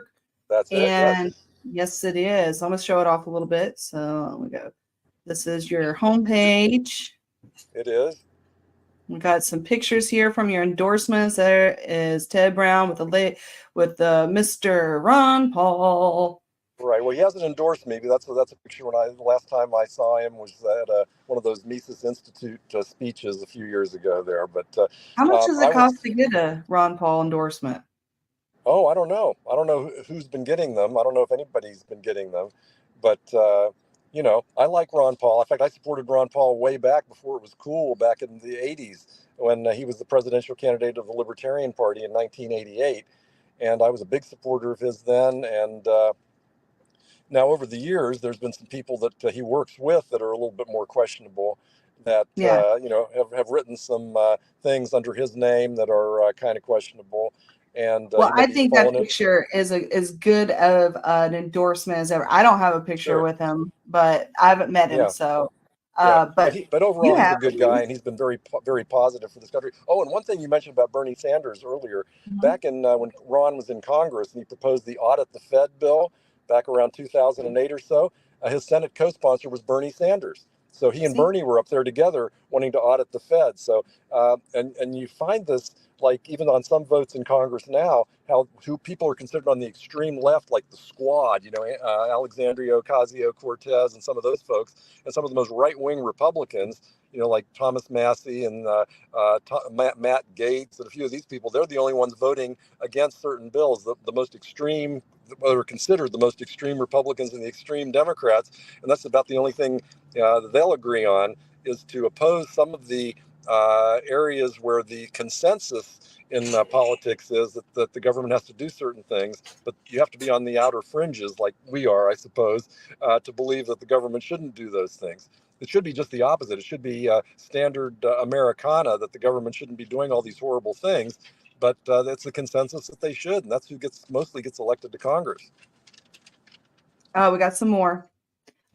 This is, I believe, your quotes page, and these I really like my favorite. Yeah, my favorite quotes from people. Yeah, the first one there from William Lloyd Garrison is an excellent one, and there's a lot down there because over the years I've collected those. Yeah. Oh yeah. Just because you don't take an interest in politics doesn't mean politics won't take an interest in you. Yeah, 2,500 years ago they knew that.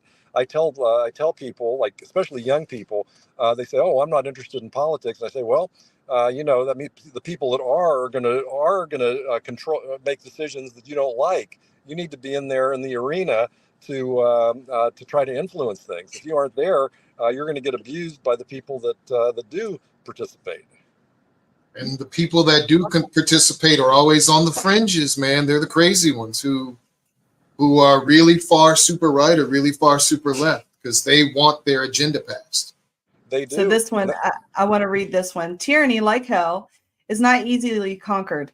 Yet we have this consolation with us. The harder the conflict, the more glorious the triumph. We obtain too cheap, we esteem too lightly. It would be strange indeed if so celebrated an article as freedom should not be highly rated. Thomas Paine. Exactly. Yeah, he was quite the essayist of the Revolution back in the 1700s, and he was a vital component to U.S. independence. He whipped up the public with his best-selling pamphlets and books to support leaving the English fold, shall we say. He's the one that all men are created equal. I'm not sure if it was him or I think Jefferson got a lot of his ideas from John Locke, the philosopher from like the 1690s, the first treatise of government, and some of that you study in political science class, like early on.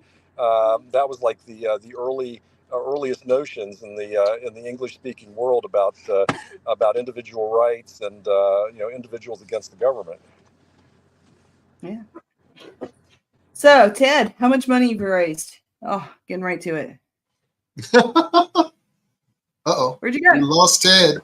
We lost Ted. I asked him. Ted, we lost your picture. Oh, there he's back. But he's frozen. Can you hear me now? Oh, Yeah. we got you again. You're back. Okay, So good. yesterday was FEC filing day. Ted, how much you raised? Yeah, I'm sorry. Somebody was trying to call in there. Hello, sorry about that. I don't think he heard you, the question. Okay. Oh, can you hear me? Yeah. So how much money you raised for your campaign, Ted? Sorry, I can't hear you. Uh-oh. Oh, How much money have you raised? I can go off and come back on.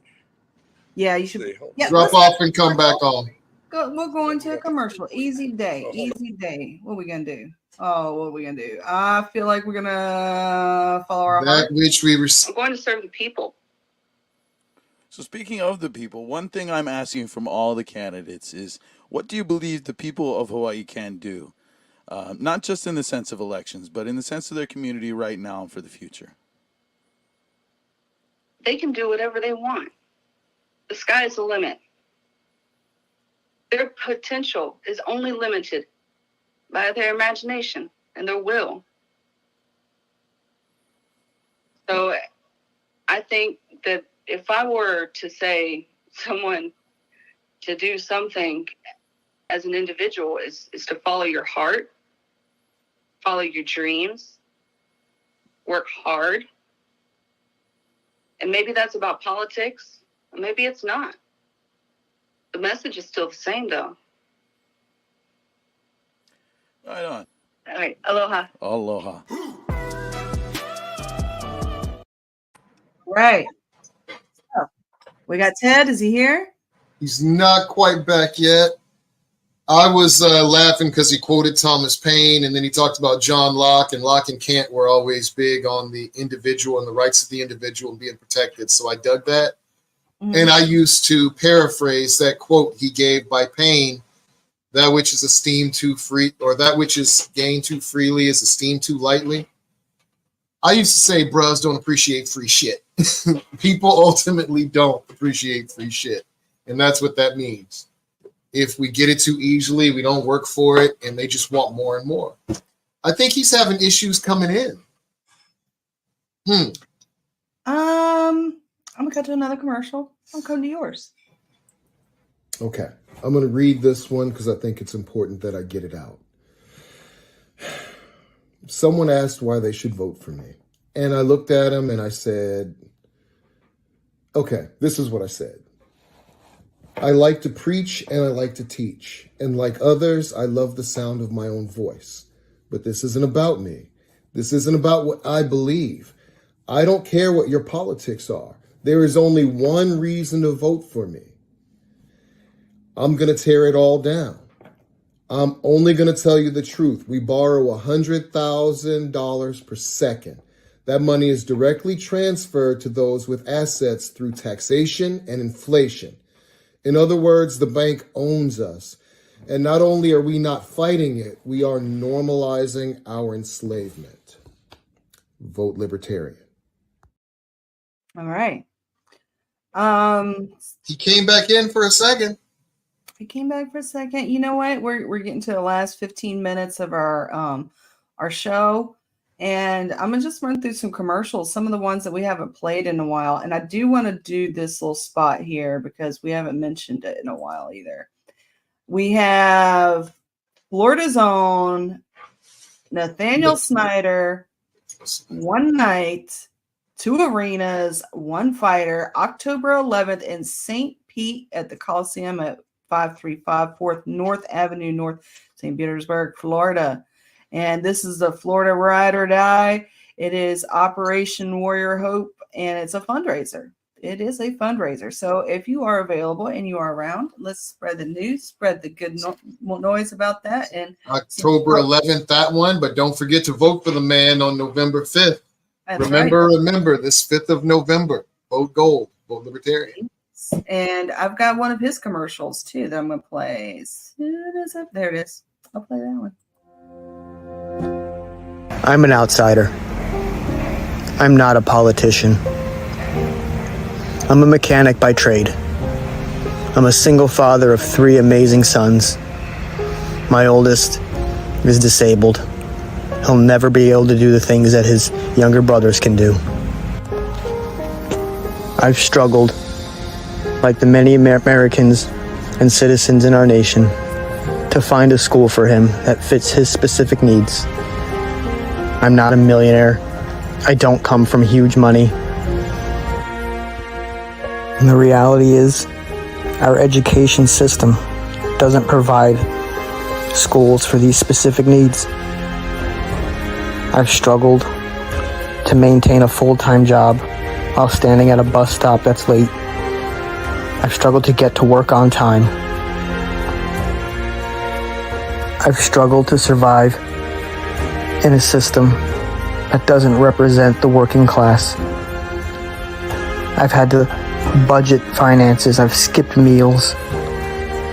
I've done what every loving parent has had to do and sacrifice to ensure that their children are properly taken care of. And I finally made a choice to run for Congress to make sure that this chaos stops. That every single parent and every family has an opportunity to thrive and succeed. To give us a fighting chance again. I'm Nathaniel Snyder. I'm not a politician. I'm a working class American. I'm a single father. And I'm done watching the political class destroy us. SnyderForFL.com.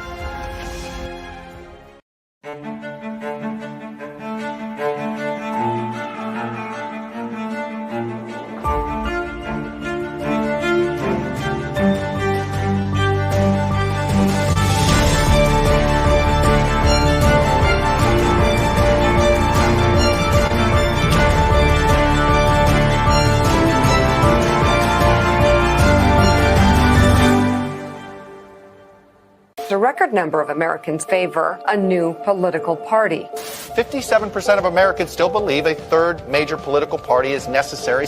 Voting third party is a wasted vote? Bullshit. This is the establishment's most successful lie in modern politics. America is the only major country with free elections to only have 2 viable options. Not anymore. The Libertarian Party is the fastest growing political party in America and will be on the ballot in all 50 states. And when we talk about winning, we don't just mean winning the White House. There's all kinds of wins you can have in your state if you vote Libertarian today. We can win ballot access that makes it easier for future candidates to run for office. We can win major party status that gives us more attention from the major media. I think it's a great day to be a Libertarian. And we could have Libertarians getting elected all over the country in local races. Whenever Libertarian candidates are able to break through the mainstream media blackout, our support grows. In my televised debate with Senator Raphael Warnock, I was able to reach out to millions of voters. Many of them realized that they were Libertarian all along and just didn't know it. Why is that the radical idea, not the rational idea? If you live in a solid blue or a solid red state, voting for Trump or Biden is a wasted vote, and it won't change the outcome. Voting Libertarian is the only way to make your vote truly count. Currently, all the 2 major parties have to do is be slightly less evil than the other side to win. Let's make the statement that we will accept no evil. When someone tells you you're wasting your vote, recognize that they don't care about you. It's a selfish statement. They are saying that your beliefs aren't worth being represented, that you should silence your voice so theirs can be louder. Vote your conscience, not someone else's politics. Breaking up the duopoly is the only chance for the real radical change needed to give the power back to you, the people. Voting for Chase Oliver for president will contribute to bringing more choices into our political system. A successful third party forces the 2 old parties to think about the issues Americans truly care about. Keep them honest. Show them they must earn your vote. Change begins at the grassroots. I'm Chase Oliver, a candidate for president, and I approve this message.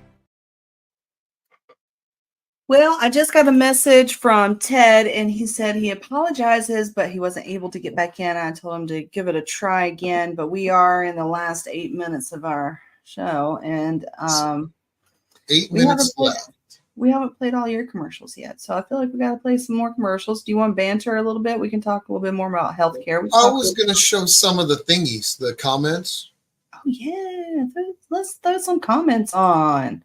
What we got? Oh, we do have a lot. Let's see. Joe Hanush says, I'll be speaking without notes at tomorrow at Pride Candidate Forum. Nice. Joe is a great speaker, by the way. And we've got a good morning, everyone.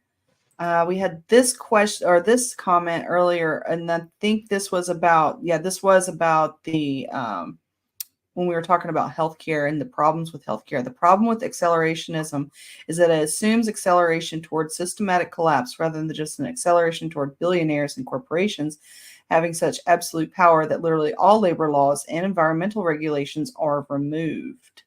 Yes, agreed. Well, I think he's saying it's a bad thing, though, as in the corporations will be able to control everything like they used to back in the day. Child labor and all that crap and working them 60 hours, docking their pay. I think he's saying the individual will have no rights, but I don't think an individual should work for a crappy company that treats them bad. And there's a lot of other options. They don't have to. I don't know that regulation is needed. I think less regulation and less of a welfare state would make people actually go out and get better jobs. We give, $4 or $6 billion a year to Walmart? And I call that corporate welfare because we give that to them through subsidizing their crappy wages. And Walmart's one of the #1 employers in the nation, and they are a decent employer. I get it. But they're a profitable company, and we provide billions per year to their employees when they're a profitable company. I think if we weren't giving them welfare and food stamps and stuff, they'd either find a more lucrative job or Walmart would have to pay more in order to make sure those people could eat. No regulations necessary. Just remove the nets and let it all work out. I think a lot of it would work out without government interference. We got some more Joe Hanush. We got signed most anti-2A in recent Florida history when he was governor. That's speaking Rick Scott, I think. Scott. He's talking about Rick Scott. He also said, we need Feena Benoit and Mike Scott in the U.S. Senate. The only Scott we need in Senate is Mike Scott. Yeah. Get rid of Tim Scott. Yeah, but we could take Ted Brown in Senate too. He sounds mad libertarian. Oh yes, and I'm asking him right now on X if he's taking donations, and if he is, please go to Ted Brown's website. And yes, tedbrown.org. Let's put that banner back up. Boom, right there. It's tedbrown.org. We got some more comments. Where we at? Where was I at? Government shouldn't shut down hospital services when they think the pandemic is for our safety. Yeah, that's smart. Yeah. Don't shut down. They didn't shut down the weed stores or McDonald's, but they shut down businesses. And they arrested you for hanging out on the beach in Florida by yourself. The government just did a huge experiment to see if Americans actually cared about liberty. It was called. We failed. We failed. Failed bad. People still think it was a minor inconvenience. I don't even know where to start. Then we got Casey Crow. What? I didn't know Cara was an Air Force vet. And yes, she is. I know it's hard to, really wrap your minds around it, folks, but we've had women serving in the military for a long time now in all the branches. And I'm a veteran, and veterans aren't all male, and they can be women. They can be beautiful women even. So, and she said late 80s, early 90s. That puts her a little bit older than me because I joined in 1990. So, I mean, extremely attractive woman, especially for being so advanced in years, like, me. Seasoned. She is seasoned. Seasoned. Yes. Kept the bait fresh, as they say. Yes. Joe Hanush also says grow gardens, not government. That's in reference to Cara's initiative in her city about on those city government parks. People don't talk about that enough. I think it should be, was it BJ Penn said, big farmer, not big pharma? Because he was saying that a lot of eating right and nutrition, BJ Penn, a lot of eating right, nutrition would cut down a lot of the sickness that we have. Getting out, taking walks in nature, you know, lose some weight, get off all the pills, you know, under a doctor's care and all that. That's my disclaimer. But a healthier lifestyle would do more than throwing more money at a failing healthcare program that has failed across all avenues. I mean, in every way, it's failing. We have worse healthcare outcomes and we're dying earlier and we're paying more. Well, you know what? We can't solve all of our problems today. But we can start working on them today. And hopefully we'll get there. And with that, see you next Tuesday. See you next Tuesday. Shaka, brother. Yo.